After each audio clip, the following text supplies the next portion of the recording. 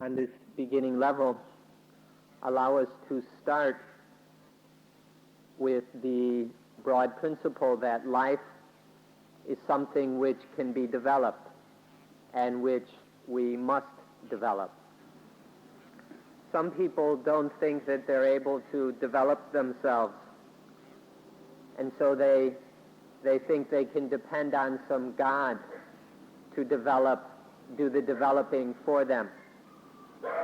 This is very mistaken according to Buddhist principles. For in Buddhism, we understand that we can develop and that we must develop ourselves by ourselves.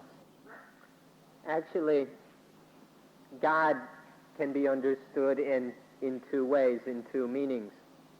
There is the God that is a person, a personal God. And then there is the God which is not a person. The first kind of God, the personal God, is one that has experiences like a person does. Whereas the second kind of God doesn't have experiences in a personal way. Now, at some times in human history, people are, and this second kind of God we would call the law of nature. But in sometimes of human history, people are unable to understand what we mean by the law of nature, so that in such times it is necessary to talk in terms of a God which is personal, which experiences like a person or an individual would. But whether we speak of the personal God or whether we speak of the non-personal law of nature, whichever kind of God we're talking about, that God cannot develop us. Instead, we have to develop ourselves by ourselves. Whatever way we look at it, this life is something that has been given to us by nature, or by God, or by nature. We can see this life as being similar to some basic capital which is given to us in order to invest. We invest this life in some kind of business, and then we carry out that business in order to turn a profit. If we understand life as this basic stake or capital for us to invest in the business of life, then we can understand the importance of developing this life. Why do we talk about life as a kind of business? We use this terminology because we have the possibility of making the highest profit, receiving the most value and benefit from this life. Life all by itself, just mere life, may not have any value at all, or have only very little value. However, if we do our investment properly, and then learn how to make the most profit and receive the highest value from life, then we can truly call it a kind of business, meaning that we try to get the most from our basic initial investment. From ancient times, people in India have used this word business in reference to life. They have the word sangvohara,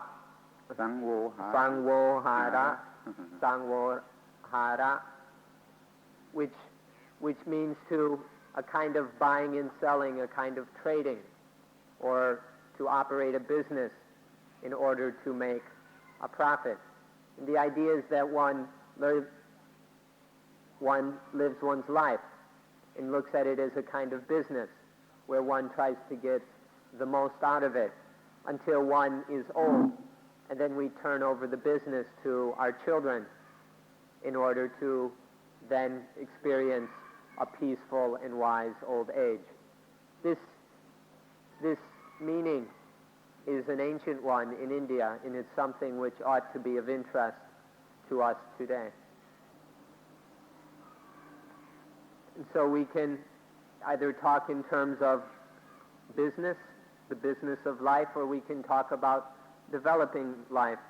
But either way, the meaning is basically the same.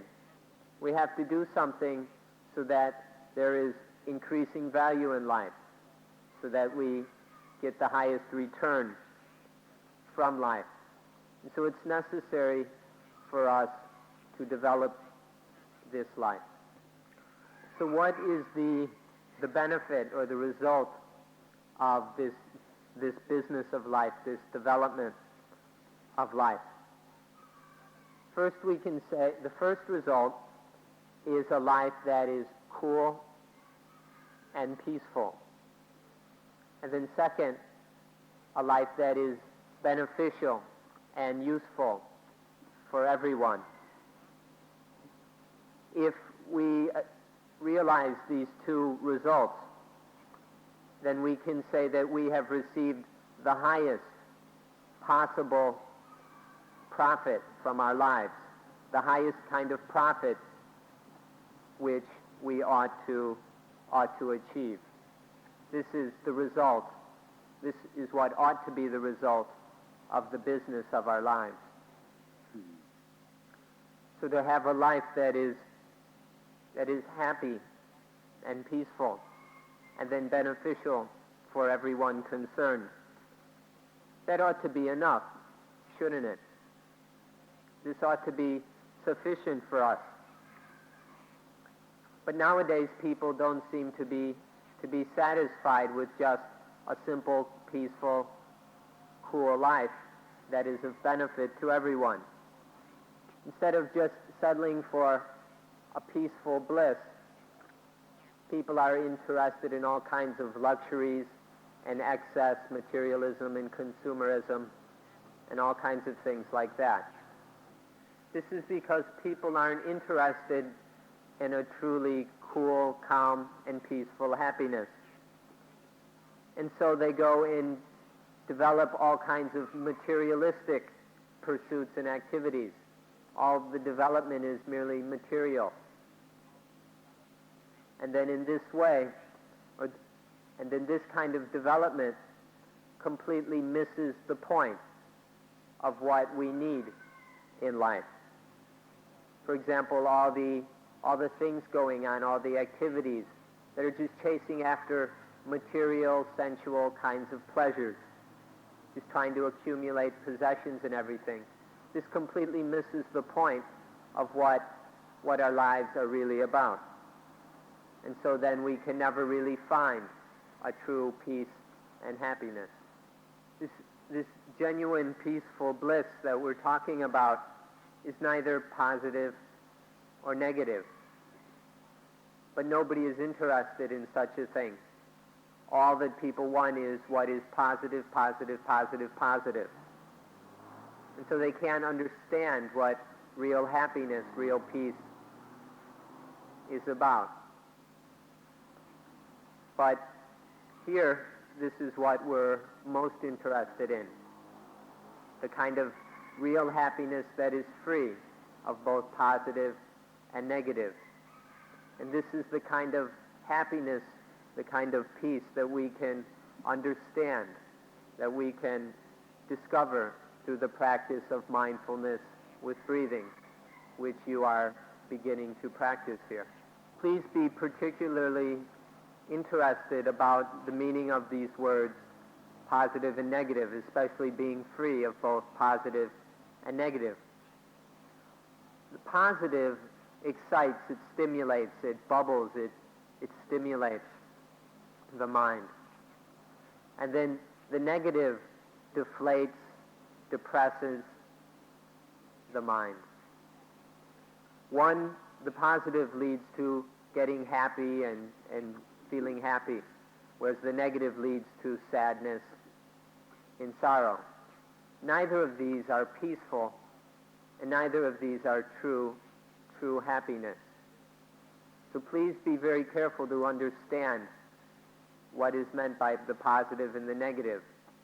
Because if you can't understand this, you won't be able to understand what it is we're talking about here.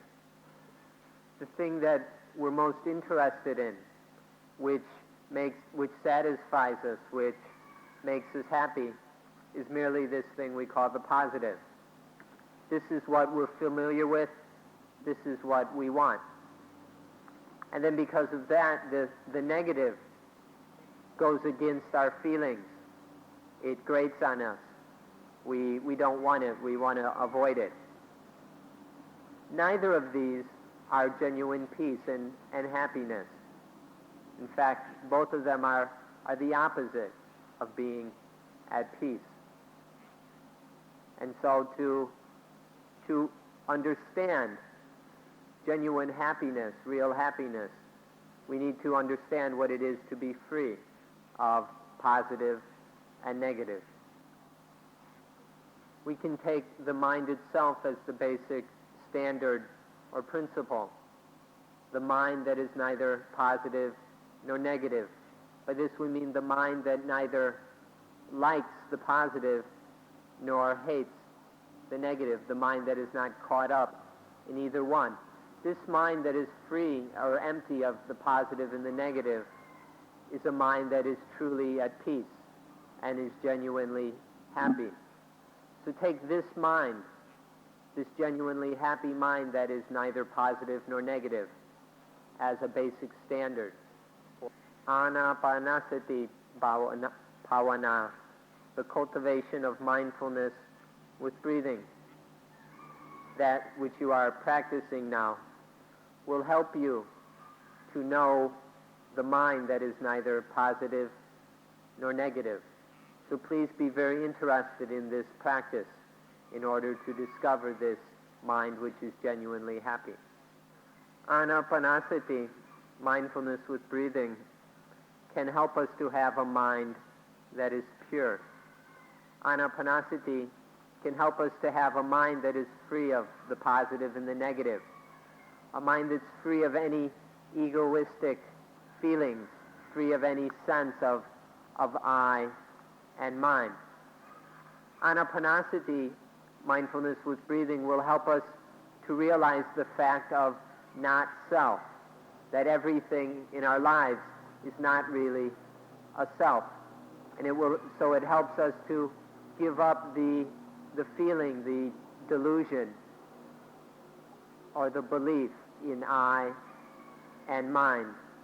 This is how anapanasati will enable us to be free, to have a mind that is void of ego and selfishness. But now we don't take the mind to be the basic factor, to be the primary issue. Instead, we take I, me, myself, the ego, to be the primary issue, and then we act in all ways from an egocentric position. When this happens, then the mind has already been deceived, the mind has been tricked, and now misunderstands. Such a mind is caught up in an illusion, in the deception of the belief in ego, in an independently existing I, in the belief that there are things which are mine. This mind that is trapped within ego views is a mind that cannot be developed. So instead of getting trapped in this illusion, go straight for the mind itself. Don't get sidetracked by ego and take the mind as the basic primary issue, because this will enable us to develop life. So we need to be free of all egoistic concepts whatsoever. We need to abandon every kind of egoistic concept. That means that this we talk about has to be a we, or an I that isn't trapped in any egoistic perspective.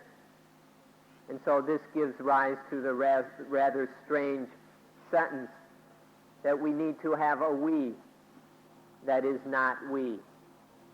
A we that is not we is is we that has nothing to do with these egoistic concepts and delusions.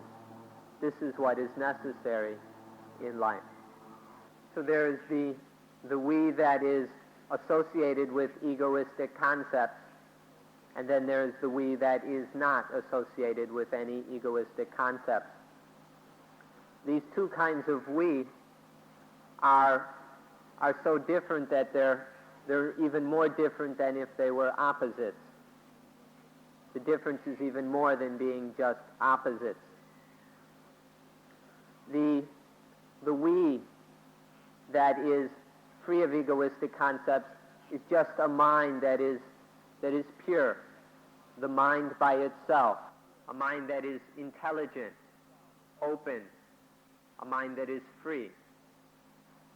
The we that is caught up in egoistic concepts is a mind that is foolish, a mind that is deceived, a mind that is filled with selfishness and brings about all kinds of foolish and selfish acts.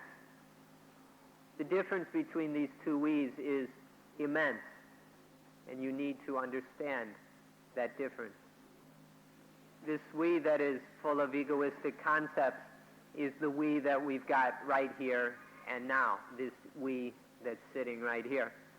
Whereas the we that is free of any egoistic concepts is the we that will happen sometime later. This we that has no egoistic concept is the we that will happen when life has been developed to the fullest extent, is when we've reached the end of the development of life, and then there will be this we that has no egoistic concern. And so there's this we that we've got now, the one caught up in ego, and then the we that we will come to if we practice Dhamma to its fullest, the we that has no ego or egoistic perspectives attached to it. The we that is not, the we which is not we. When we listen to this, it may sound like nonsense. But in fact, in this statement, there is tremendous sense. It makes perfect sense. It points to a reality that is correct and appropriate. So this is something that is very important for us to understand. It requires our attention to understand this we, which is not we. If we understand this, we'll understand what the goal of our life is. This phrase, the we which is not we, is something which is difficult to listen to. And there's nothing about it that really encourages us or invites us to pay attention. But still, we need to give it total attention to understand what we mean by the we which is not we. We're talking about just this mind. If we see this we which is not we, we'll just see pure mind that has none of those egoistic concepts or beliefs. This is something of great importance. The we which is we is the we of ignorance.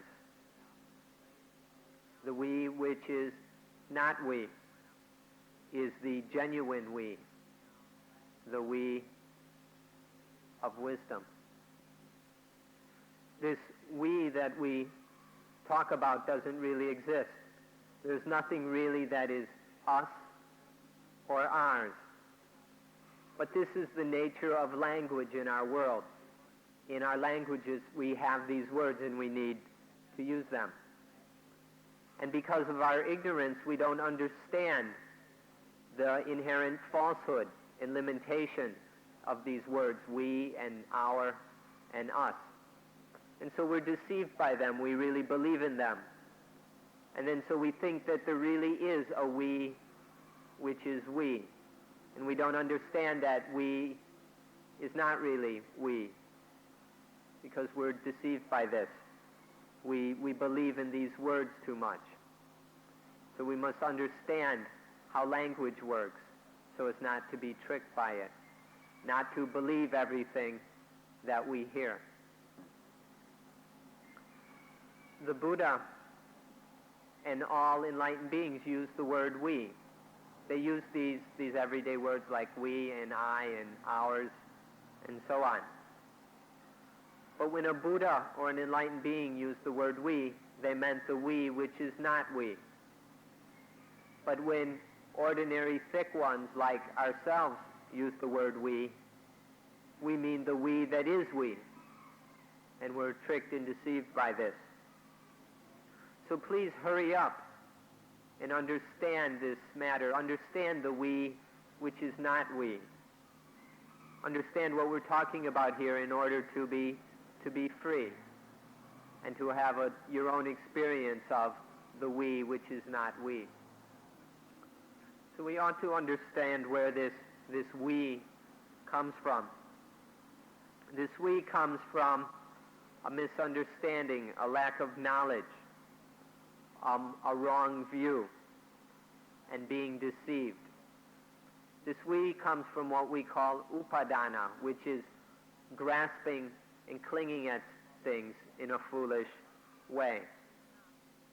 When we have experience in life, say, when we have sensual experience, which is just a basic part of life, we see something or we hear something, and this is a rather crude and coarse stimulation of the mind. And when the mind doesn't understand this activity of seeing, hearing, smelling, tasting, or whatever, then it misunderstands it and is deceived. When the mind misunderstands our experiences, the senses, and what we see and hear, then it takes these things to be we, or ours, or I, or mine, or ego. And so there arises this foolish clinging to things, this stupid attachment, because we don't see things the way they really are, and so we take them to be really we. Really, there's just a kind of an experience, a certain sensitivity of the mind. But then we misunderstand this and are deceived into our foolish belief in we, in ours. We are able to examine this matter from the very start. We can go back to the beginning when we are infants. Or we can go back to the infant, the newborn infant, who born into the world begins to have the sense organs develop. And then when these are sufficiently developed, they receive stimuli. They make contact with various things in the world. And then through the process of experiencing sights, sounds, smells, odors, touches, thoughts, memories, and so on, these various experiences have a kind of feeling color to them. Some are pleasant, some are unpleasant, some are indiscernible, whether it's pleasant or unpleasant. And from this feeling, then there arises a desire, a want. Depending on the kind of feeling, the mind wants something in terms of that object that is experienced.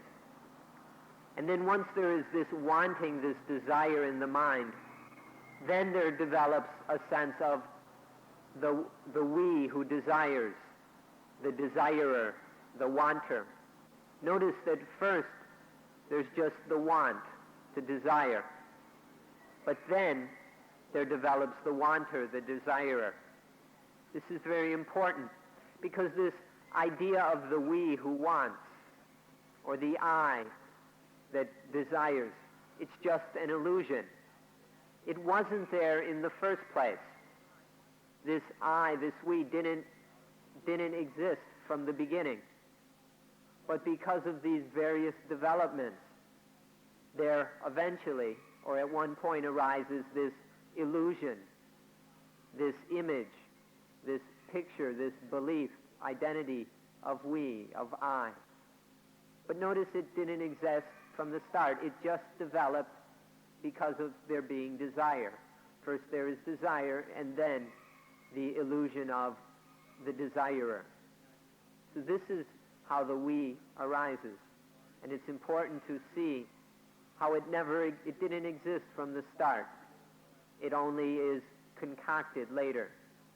And it's just an illusion, an hallucination we create.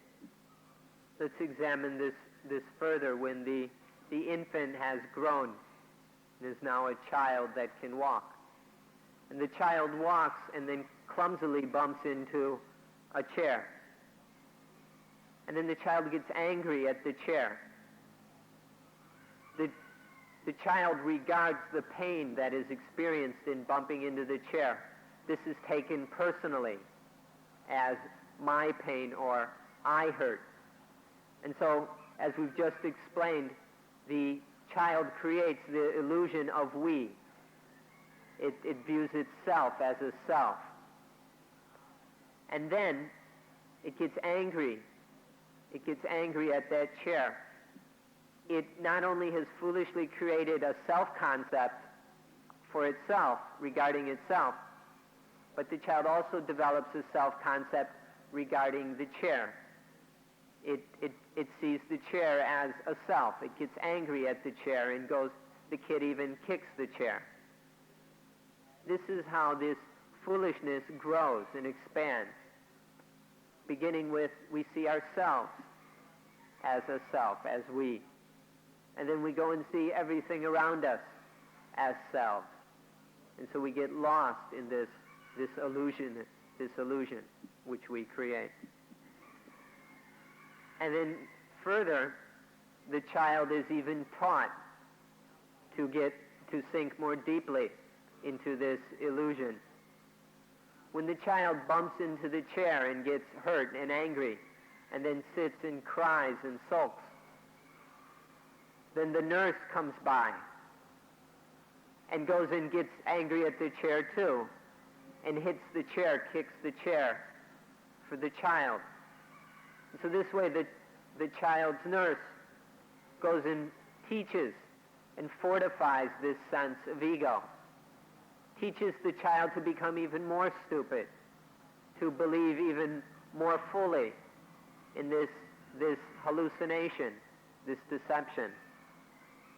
So this is how we learn, we teach each other to get more and more trapped in our illusions.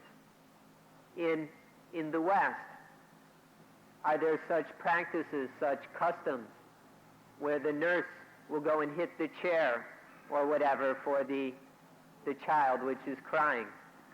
If you've got such practices back in Europe or America or wherever, then you're just teaching your children to be more and more stupid.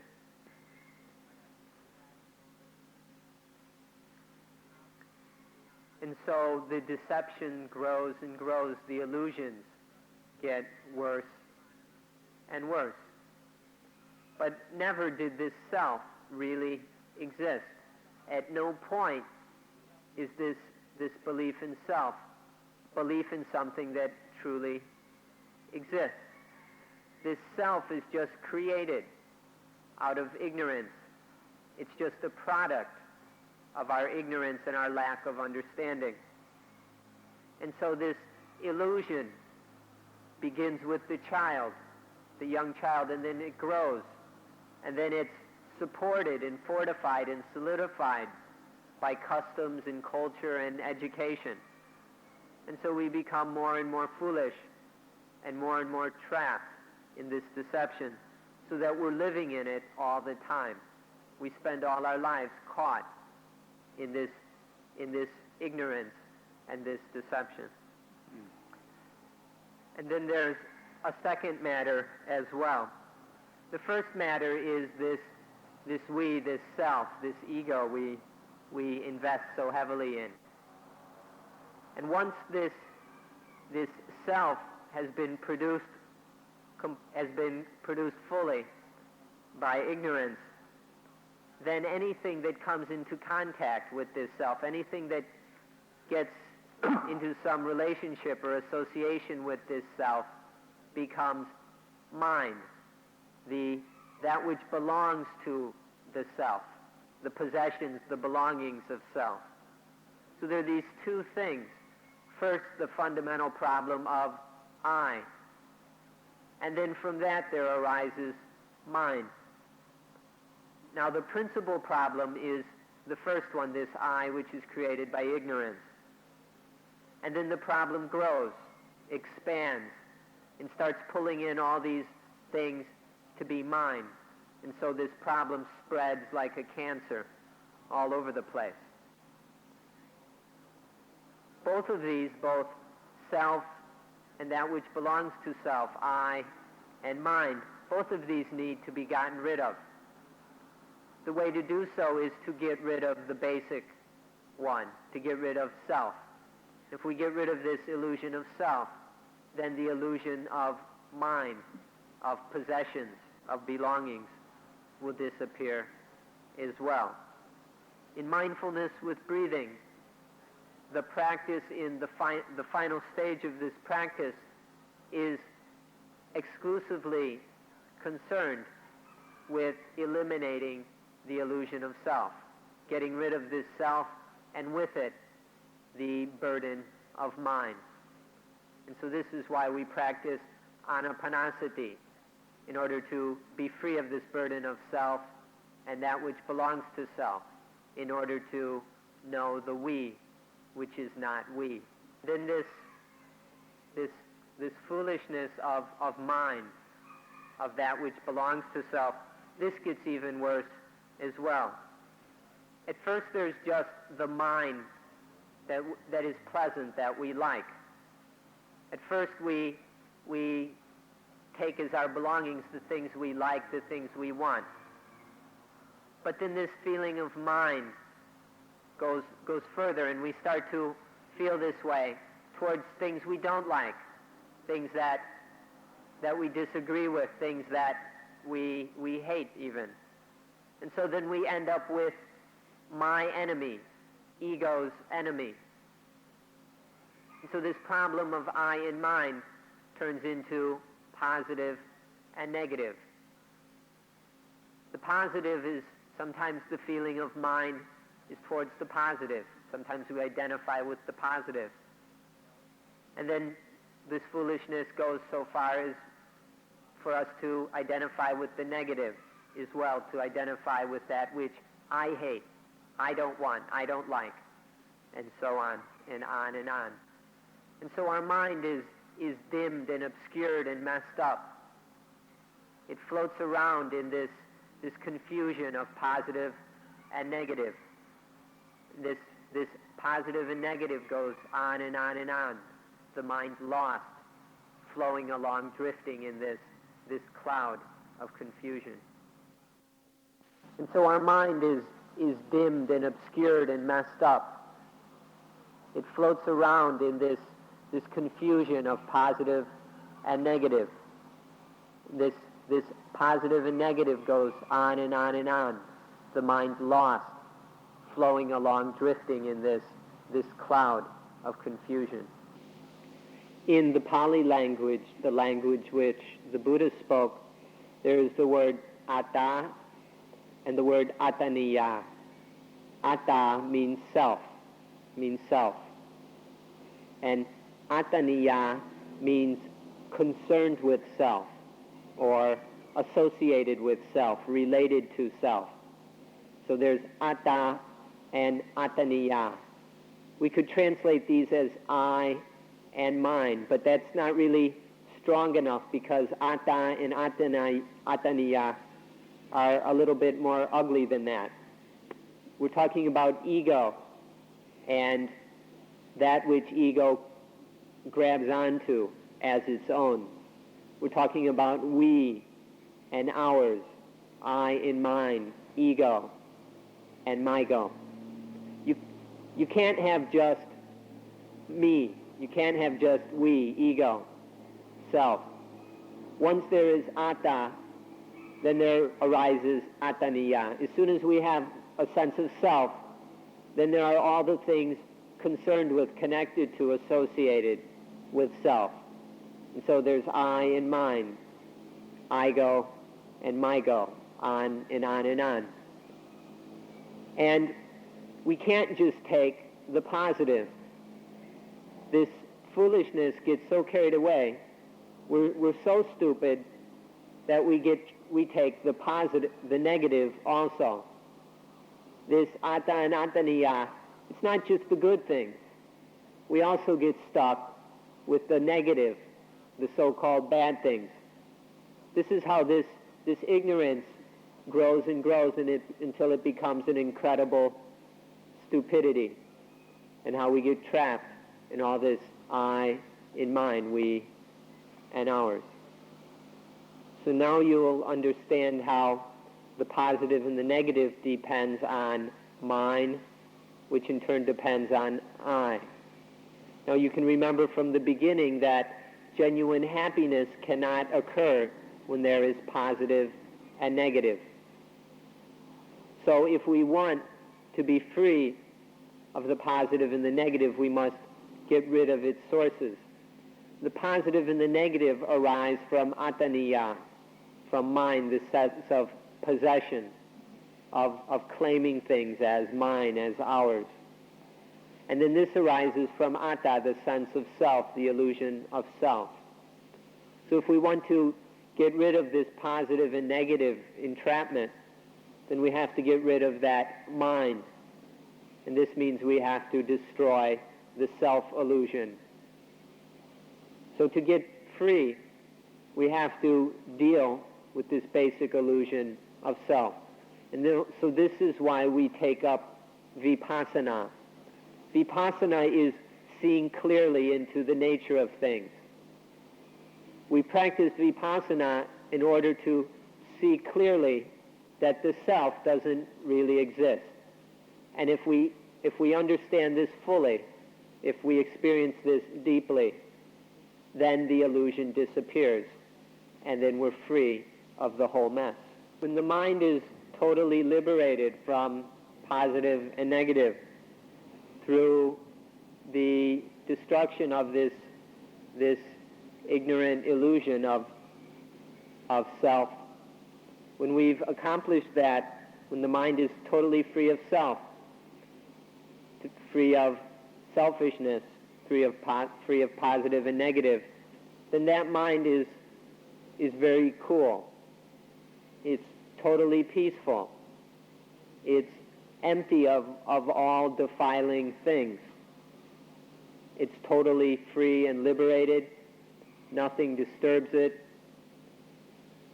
This is a mind that contains within it all which is truly desirable. And such a mind is realized, achieved, attained by the elimination of this self-illusion and the sense of possessiveness of mind that it engenders, and then the positive and negative that arises from that. That's all there is to it, this freeing the mind by getting free of this delusion that there is a self. And so really the only problem, since it's all quite simple and straightforward, the only real problem is whether or not you're interested. Do you care about this? That's all that matters, so please think about it carefully. Do you care? Are you interested in this or not? We're sincerely asking you, do you like a life that is without the positive and the negative? At this point, we've all invested a lot in the positive. We've really got sucked in and deceived and tricked by the positive. And this makes it very difficult for us to study and investigate that which is neither positive nor negative. And so therefore, to enable us to investigate this matter without undue difficulty, we need to really become interested in that which is neither positive nor negative. If we're sincerely interested in this, our spiritual practice will not be difficult. So look at this matter very carefully. Give it your fullest attention. If we genuinely like this, if we're interested, then we will be able to discover a life that is no longer trapped by the positive and negative. And this will be a life that is freed of that self-illusion. And so that life, that mind, will be peaceful, will be calm, will be cool, which is the highest benefit for that mind itself. And in such a mind which is no longer deluded and trapped by positive and negative, by I and mind, that mind will be completely unselfish. A mind that is unselfish is able to genuinely do things for others. Whenever we're selfish, our acts are of no value to others and often cause outright harm. But when we are unselfish, we can do things which are of genuine benefit to others. And so in this way, the unselfish mind, the mind that is free of self, of positive and negative, is of benefit and value for everyone, for both oneself and for others. This mind that is unselfish is the mind that is of benefit for all. If you can understand this, then we think you'll genuinely like it. When we look around at our fellow human beings, when we take a look at this world, we see that all people are trapped within this thing called self. That people are full of selfishness, completely deceived by the positive and the negative. And we see this causing all kinds of problems and conflicts and wars, all this selfishness in self. So the question for us is, do we dare? Do each of us have the courage to step away from all that ego and all that selfishness and all that violence in order to find genuine happiness and peace? Do we have the courage to back away from all that selfishness in order to free ourselves of I and mine, of ego and selfishness? If we do, then we will ourselves experience true happiness. And we will also be able to bring peace to the world. All that selfishness can never bring any peace. Only if we have the courage to free ourselves of selfishness, only in this way can we hope to bring peace to the world. So do we have the courage to do this? To do something that is of the highest benefit for ourselves and for others? Do we have this courage to get free of positive and negative, of I and of mine? If we have the courage, anapanasati, mindfulness with breathing, provides the means for us to do so. If we practice diligently, sincerely, correctly, then this will give us a way to get free of this selfhood and all the tremendous problems it's causing for the world and for each of us, even as we sit here today. So this is the question facing each of us. Do we have the courage to practice, to be free of self? Are we really willing to do something for the benefit of not only ourselves, but of the world? This is all there is to it. This is the big question of our lives. And so we leave it to you to think about it. Today's talk is over. First of all, we need to have knowledge about the Dhamma, knowledge about how to make the mind peaceful. But still, we won't be able to actually do it, actually make the mind peaceful. And so we also need to have some understanding about how to practice in order to actually make the mind peaceful. You can't have just one without the other. In order to be successful in our endeavor, we must have both of these aspects together. Please be able to distinguish between these two topics or subjects.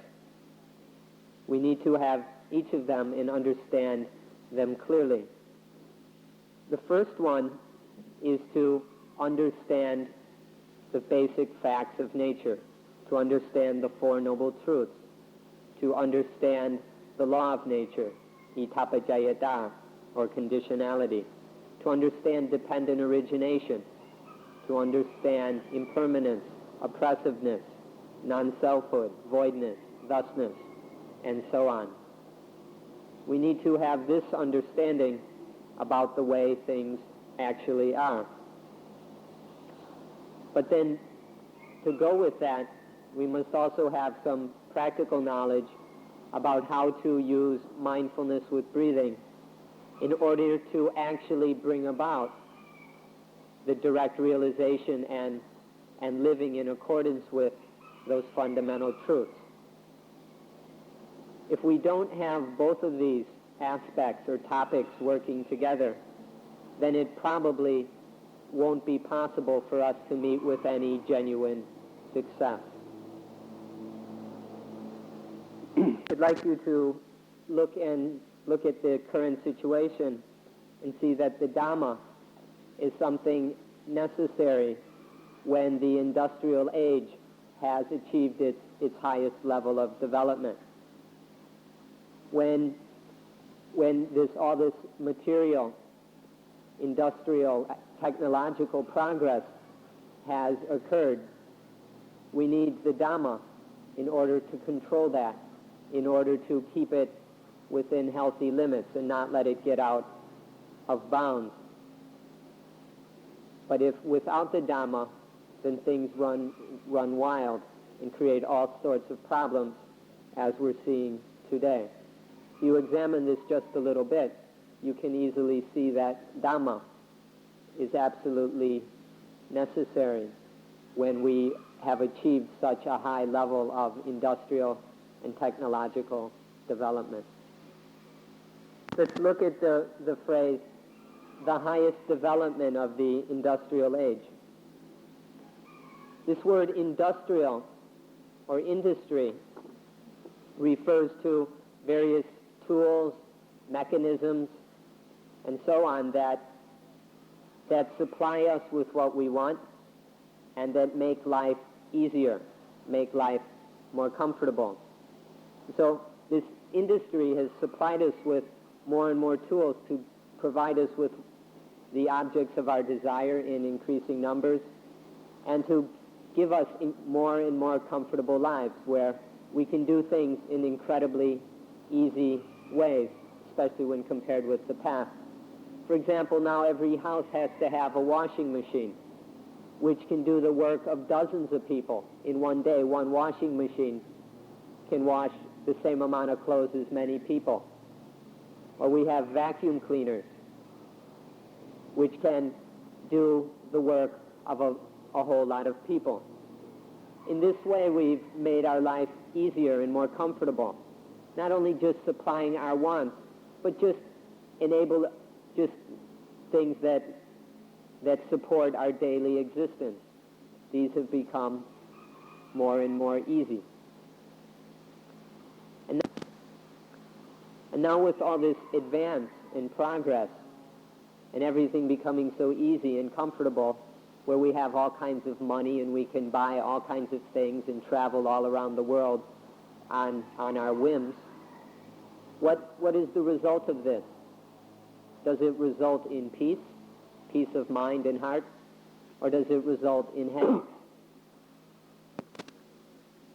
Take a look at this fact. In the old days, before the industrial age, people were killing each other in great numbers. Now, at this highest development of the industrial age, people are killing themselves in great numbers. Take a look at this fact. It's of great importance.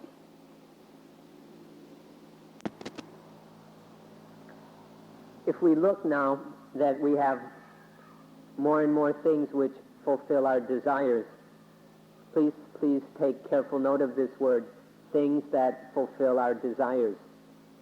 The more we have such things which respond to and satisfy our desires, then see what happens. Our desires increase. Our craving, our thirst, our hunger increases.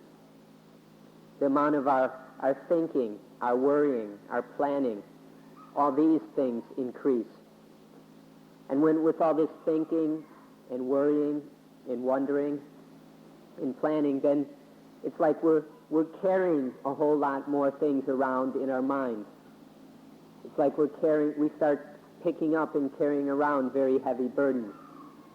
And this means we have more and more attachments which are weighing down our lives. And the more of these attachments we have, the more troubles and problems and pain and misery we have in our lives.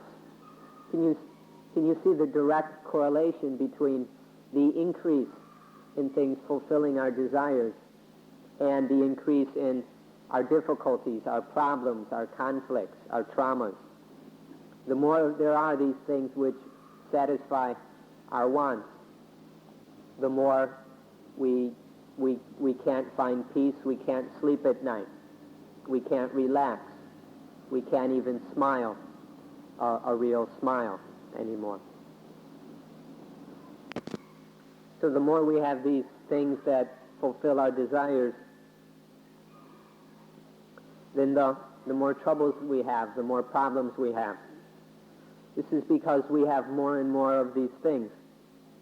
It ought to be obvious that instead of having more things to fulfill our desires, what we need is just to have what is sufficient or adequate. But then we have the difficulty that we don't know. We don't know how much is enough. We don't know what to want. What wants are sufficient and what wants and desires are excessive or luxurious or ridiculous.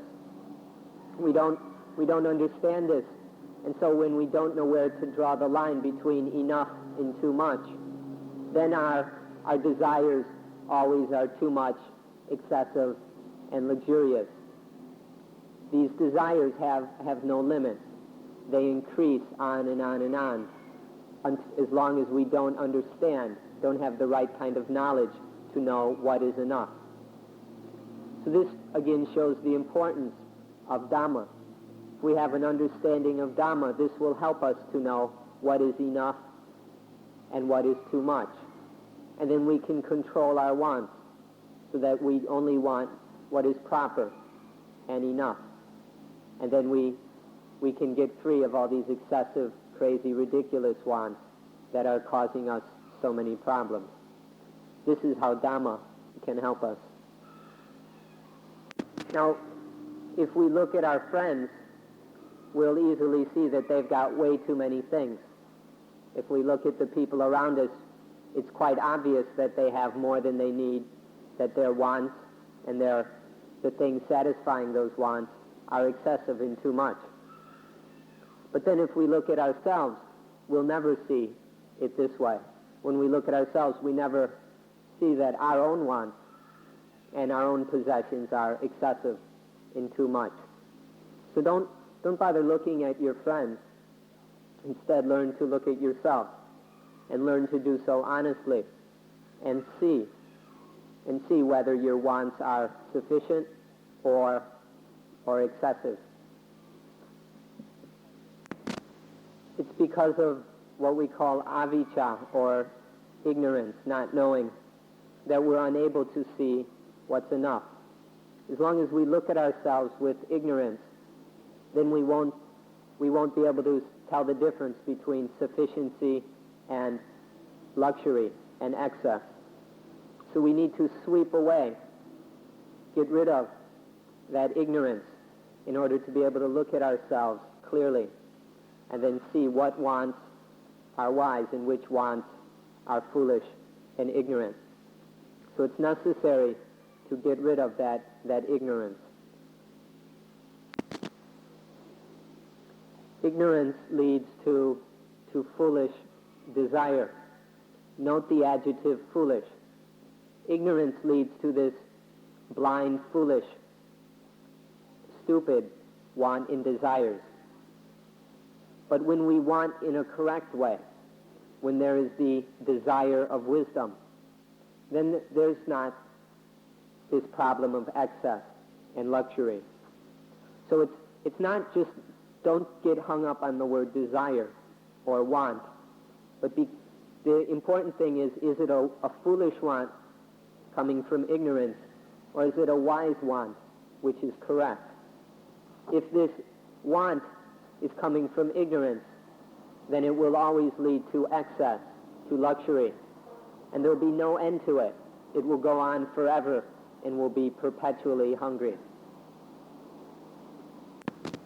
An important phrase is knowing things as they really are, knowing things as they truly are in nature. This is a very important phrase, because most of what we know doesn't really have much to do with the way things really are, such as all the things we go and learn in university. In university, we learn to be very clever and intelligent. We can think all kinds of incredible things, cite all kinds of marvelous statistics.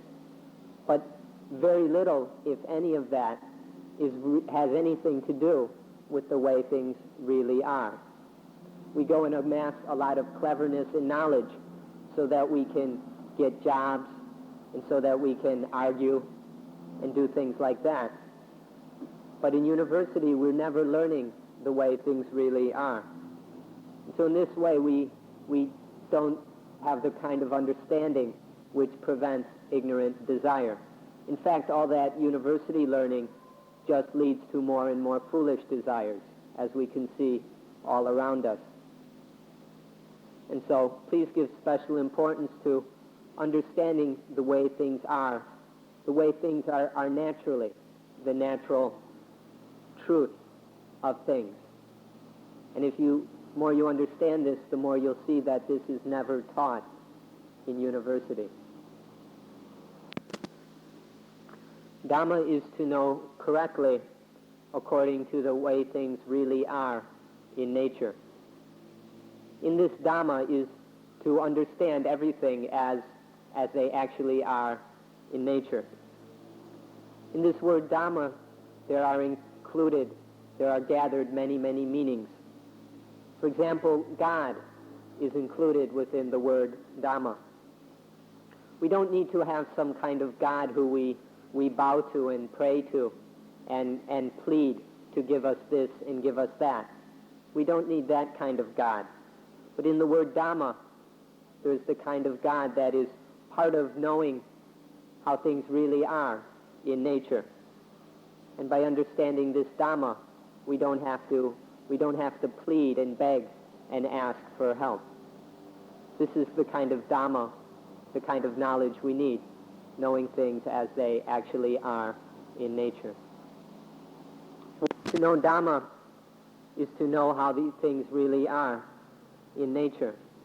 To know how they really are is to have the highest kind of understanding. And in this highest understanding of the reality of things, we also must know, this also includes how to act regarding things. Just an abstract knowledge about things would be worthless. For it really to be Dhamma, to really know how things are, we have to know how to act regarding them. We have to know how to speak, how to act, how to think, so that things are correctly. If we have this kind of highest Dhamma knowledge, then there won't be any problems. When we know how to act and speak and think, there won't be any difficulties anymore. If you'd like to translate the word Dhamma into an ordinary word that is familiar to us all, we can translate Dhamma as duty. Now some of you may think this is too ordinary a word, and you may not be interested. There's nothing special or fancy or exciting about the word duty. And so many fools aren't at all interested in this. But this word duty is the highest, the best translation of the word Dhamma. This is the highest kind of knowledge we need to know our duty. If we understand what duty is, what Dhamma is, then we always know how to act, what to do, what to say, and what to think. And when we're always acting correctly in accordance with nature, then there are no difficulties, no friction, no stress, no misery. If we don't do our duty, if we have no interest in this word duty, consider it unimportant or boring or something like that, if we overlook it, then we get into all kinds of problems. In fact, if we don't do our duty, we will die. Physically, we will die, and spiritually, we will suffer. We'll be plunged in misery every time we fail to do our duty. So this word duty has the highest meaning. This is what Dhamma is about, just this word duty. We'll go so far as to say that in the word duty, we have all the meanings of God. Duty is God the Creator is merely duty. God the Preserver is also duty. And God the Destroyer is duty. And everything that is created through duty and maintained, preserved through duty, and in the end destroyed through duty. Just this one word duty encompasses all the meanings of God. We don't have to look for God anywhere else but in the word duty. This is the pinnacle of God, just this word duty. This word duty is life. If you look carefully, you'll see that life is just duty. If as soon as we stop doing our duty, there is death. You can look all around and at all levels of life and see that life is just duty. In this body, there are all these cells. If a cell stops doing its duty, it dies. If all our cells stop doing their duties, then we die. There are these various organs and systems within the body. If these stop doing their duties, then there is death. There's the respiration system, the circulatory system, the nervous system, the lymphatic system, the digestive system. If any of these stop functioning, if any of these duties are ceased to be done, then we die. It's like this for people. It's like this for animals. It's like this even for trees. In all living things, there is duty. And as soon as the duty is not done, there is death. The plants are doing duty every second of the day. All through the day and all through the night, the plants are doing their duty. If you go and study botany, you'll understand this easily. Although the duties may differ from day to night, these duties are being constantly done without any let-up, without any pause. All the duties are being done. If the plants stop doing the duties, then the plants will die. It's the same with animals. The survival of animals depends on their duties being done. If any of the duties stop, then there is death. Without duty, there is no survival. And it's the same with human beings. All life is dependent on duty. If these duties aren't performed, we die. We survive only through duty. Duty is survival itself. We can't live without it. In English, you call this duty. In ancient days in India, they called it Dhamma. And here in Thailand, it's called Nati. But whatever it's called in whatever time or place or language, it's exactly the same thing. This thing that is absolutely necessary for life. This thing that we must understand and then practice as fully as we can. way back in ancient times, in the early days of our race, maybe sometime just past the Stone Age, our primitive ancestors discovered this thing we now call duty, or Dhamma. They found out that if this isn't done, that there would be death. So they discovered this thing called duty. Then after it was discovered, this information, this knowledge was passed on from those who discovered it to their friends and relatives, and the word spread, and then was passed on from generation to generation. So the word duty was discovered and then began to circulate around among mankind so that we would know the secret of survival. This occurred long before the Buddha's time. But then when the Buddha appeared in the world, the Buddha discovered the highest duty, which is the utter quenching of dukkha.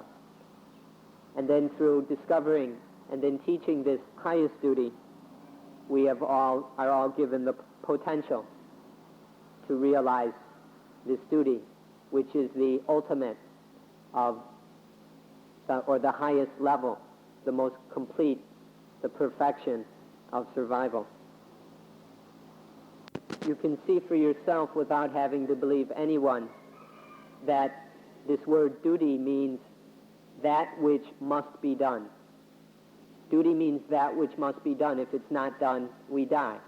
It's just absolutely necessary to do this. This is the meaning of duty, that which must be done, that which must be done. And so this is the Dhamma, the duty that we need to understand. To saying that which must be done, this means actually knowing it, correctly understanding that which must be done, and then actually doing it, correctly doing that which must be done. This is the meaning of duty, that which must be done. This is the highest meaning of duty, which you can know for yourself, that which must be done. So duty, Dhamma, means that which must be done. And you ought to understand that this means, first of all, to know. That which must be done must be known, must be understood. Once it is understood, it must be done. You have to do it. You can't just sit on your butts. You've got to do it. And then when it's done, we've got it. We have it. And once we have it, then we use it. It must be understood and then done, and then we have it, and then we use it. And the more we use it, the more we've got it. This is all included in that which must be done. To know it, do it, have it, and use it. This thing that must be known, done, had, and used is called duty. But we must be very careful to limit this to correct duty. It all must be correct. If this knowing, doing, having, and using isn't correct, then it's worthless. It doesn't do us any good. It's meaningless. It must be correct. It must be proper. And so what does it mean to be correct or proper? Please don't go off on some philosophical tangent or off speculating or in some logical arguments. That won't give us an answer we can use. We'll have to rely on Dhamma. And in terms of Dhamma, correct means that which quenches dukkha. It's correct if it quenches dukkha, if it extinguishes suffering. If it puts out misery, then it's correct.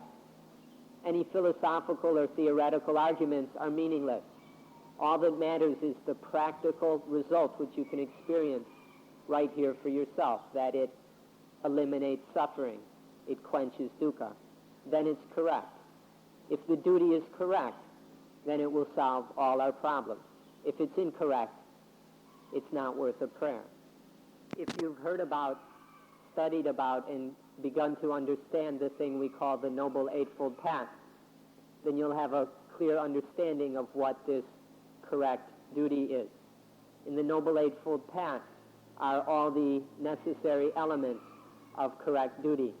These 8 factors help us point out what it takes to quench dukkha, to eliminate suffering.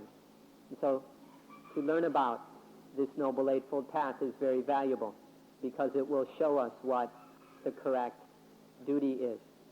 Within this Noble Eightfold Path is all we need to know about duty. This Noble Eightfold Path includes mental development, or what some people call meditation. That's included within there. And all the other aspects of life we need in order to fulfill our duty. So one should pay very careful attention to and properly study the Noble Eightfold Path. And then if one has this correct understanding, one will be able to use it in order to do the duty correctly. And then our life will be free of suffering. The first factor of the Noble Eightfold Path is right understanding, right belief, right opinion, right viewpoint. Sure. Right belief, right faith. All of these things. Right trust, right confidence. All of these make up the first factor, samadhi, or right view. This is the first factor of the Noble Eightfold Path. And there is the second factor, which is right want, right, we could even say right desire. Wanting things, intending things correctly. This is the second factor, which we call sammasankappa, or right aspiration. These are the first two factors of the middle way. Then the second group of factors has the three elements of right speech, correct action, correct activity and work. And the third is correct livelihood, the maintaining one's life properly. These three factors make up the second group.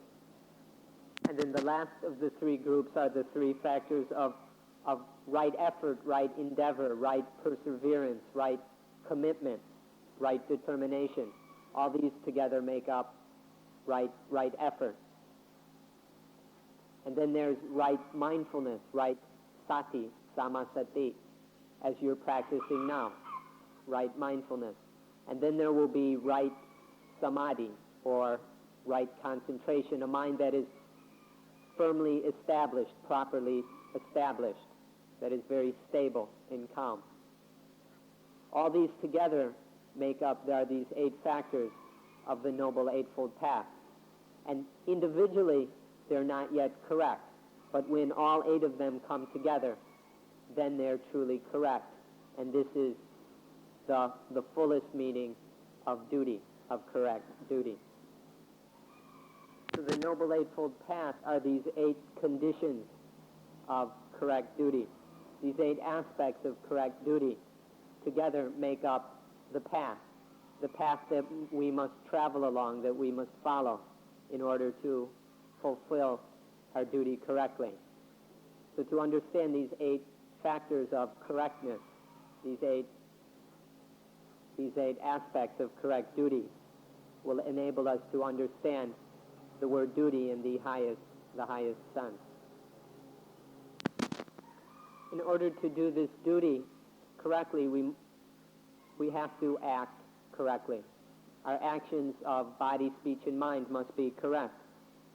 But if we're not careful, defilements, greed, anger, delusion, and so on come in, and we're not able to act correctly.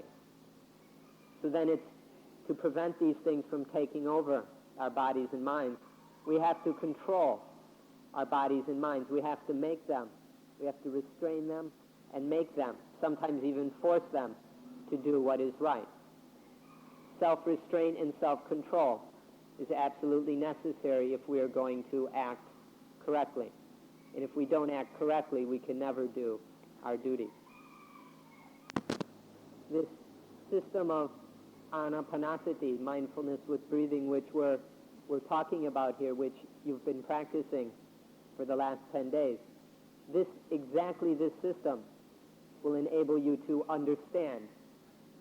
You'll understand what you need to know. And then it will enable you to train yourself to be able to actually do what you have to do. Through just this one system of anapanasati, you'll know what you need to know, and you'll be able to make yourself do it. You'll be able to control this mind so that you can actually act correctly and do the duty. And when we know correctly and act correctly, then we're saved. just through this anapanasati which you've been learning. If we don't do this duty correctly, even 100 gods won't be able to help us.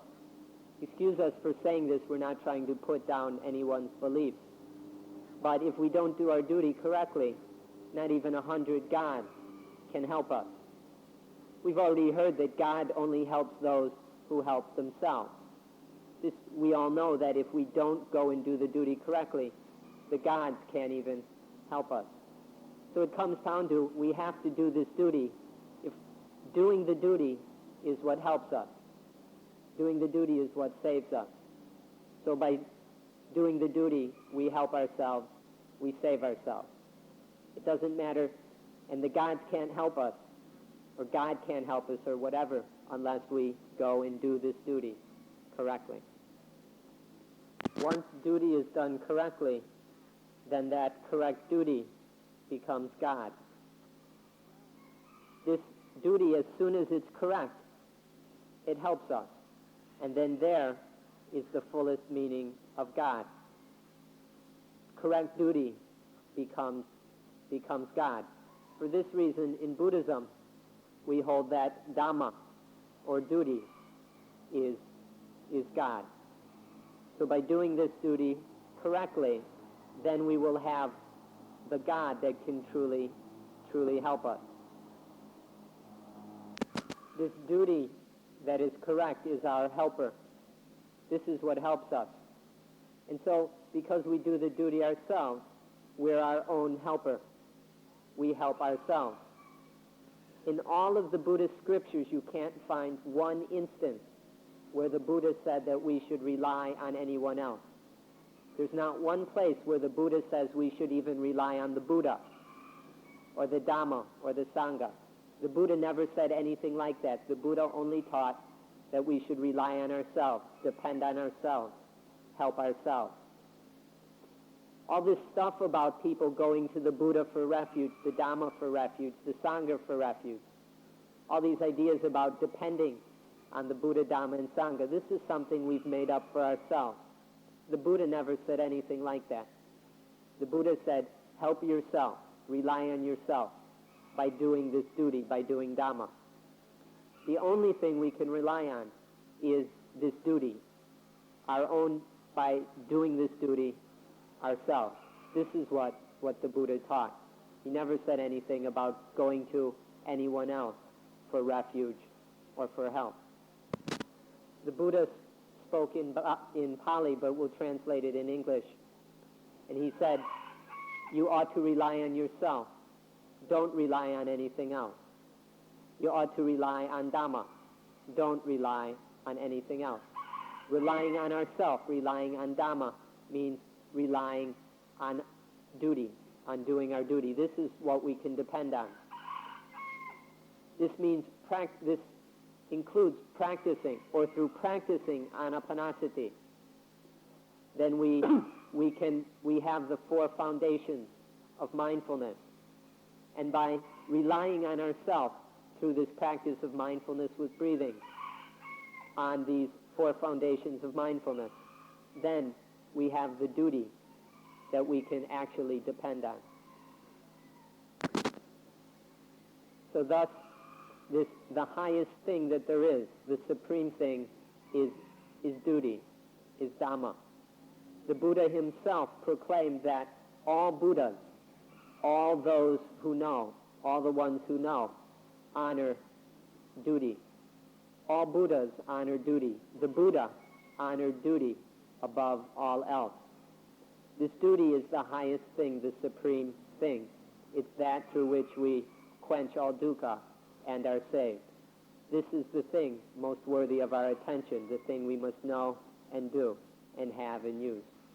Duty, the supreme thing. Through practicing anapanasati, you can know what you need to know, and you'll have the ability to do the duty that you need to do. So by learning to practice anapanasati, you can fulfill your duty and thereby be saved from all suffering. So for this reason, we welcome you all to come here and to study and learn how to practice anapanasati. We're trying to do our best to aid you in that, to give you what support and knowledge we can so that you can be successful in it. We don't know how many times it will take, how long you'll have to stay, or how many times you'll have to come back until you're able to get it right. But we're willing to help in any way we can. So we'd like to express our appreciation and joy that you've come here in order to learn about anapanasati, this system of mental cultivation that will allow you to do this duty, to realize the supreme thing. We wish you the greatest success in this endeavor, and we hope that it doesn't take you too long.